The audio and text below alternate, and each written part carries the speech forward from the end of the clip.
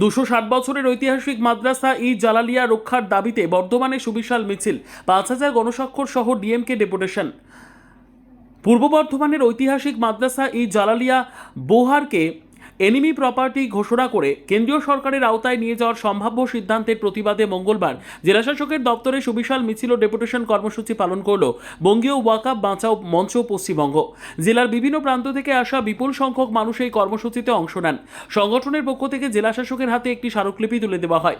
স্মারকলিপির সঙ্গে প্রায় 5,000 মানুষের গণস্বাক্ষর, রেশন কার্ডের অনুলিপি, মৃত্যু সনদ এবং বিভিন্ন সরকারি নথিপত্র জমা দেওয়া হয়। সংগঠনের চেয়ারম্যান ও কলকাতা হাইকোর্টের আইনজীবী অ্যাডভোকেট মোহাম্মদ মুরসালিন ফারহান বলেন, মাদ্রাসা ই জালালিয়া বোহার পশ্চিমবঙ্গের অন্যতম প্রাচীন ঐতিহ্যবাহী শিক্ষা প্রতিষ্ঠান। 22,000 ওয়াকাফ এস্টেটের অন্তর্গত এই প্রায় 260 বছরের পুরনো মাদ্রাসা এবং কুতুবখানা ই জালালিয়া বাংলার শিক্ষা ও সংস্কৃতির গুরুত্বপূর্ণ ঐতিহ্য বহন করে।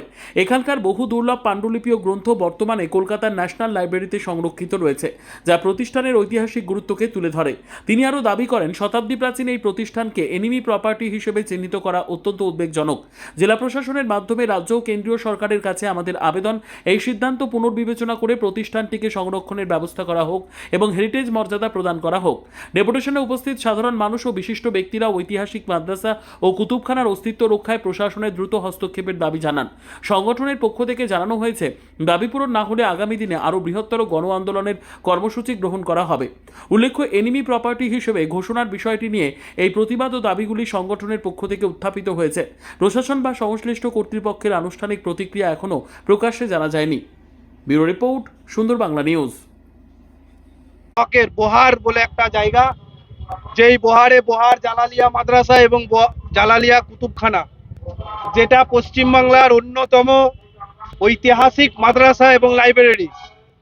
তৎকালীন সময়ে আপনারা অবগত আছেন, পশ্চিমবাংলার পুরনো মাদ্রাসা হিসেবে আলিয়া মাদ্রাসাকে মানুষ চেনেন, যেটার সূচনা হয়েছিল 1780 খ্রিস্টাব্দের দিকে।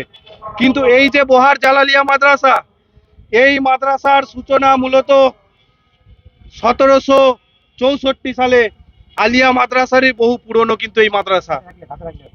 সুতরাং সেই মাদ্রাসা, যেই মাদ্রাসায় তৎকালীন সময়ে শুধু আমাদের বর্ধমান নয়, ভারতের বহু জায়গা থেকে সেখানে পড়াশোনা করেছেন। আর এই এমন একটা মাদ্রাসা যেখানে মানুষের জানা উচিত, যেই মাদ্রাসায় শুধু আরবি শিক্ষা বা ধর্মীয় শিক্ষা দেওয়া হতো না, সেই মাদ্রাসায় তৎকালীন সময়ে আরবি সহ ফার্সি, উর্দু এবং আধুনিক শিক্ষায় বিজ্ঞান শিক্ষার পরিচালন কিন্তু বোহার মাদ্রাসায় ছিল। তো এই রকম একটা ঐতিহ্যবাহী মাদ্রাসা, যেই মাদ্রাসাকে চক্রান্ত করে আজকে under custody of enemy property, enemy অ্যাক্টের মাধ্যমে সেই মাদ্রাসাকে এনিমি প্রপার্টি করে আজকে ধ্বংসের প্রচেষ্টা করেছে কিছু অশুভ মানুষ এবং সেখানকার মেমারি 2 নম্বরের বিএলআরও অফিসের লোকজন। সেক্ষেত্রে আমরা জানতে পেরে বিষয়টাকে নিয়ে আইনতভাবে যেখানে যা করার করেছি, আমরা সেখানে সফলও হয়েছি এবং আজকে প্রয়োজন বোধ করেছি বর্ধমান জেলা শাসককে একটা ডেপুটেশন দেওয়ার।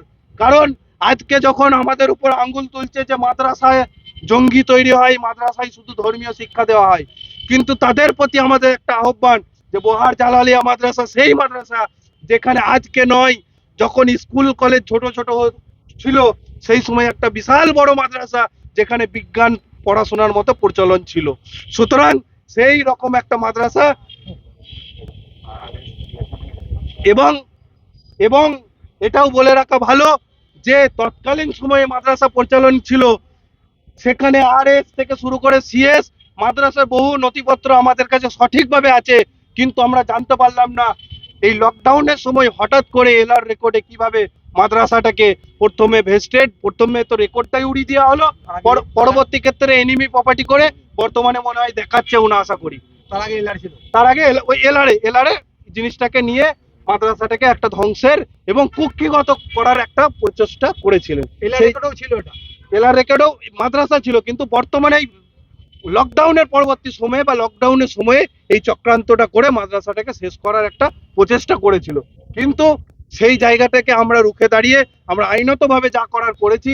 আজকে ডিএম সাহেব তথা ডিএম সাহিবা যিনি আছেন, তাকে একটা ডেপুটেশন দেওয়ার প্রয়োজন বোধ করেছি, তাই আজকে আমরা সকলে অবস্থিত হয়েছি এখানে।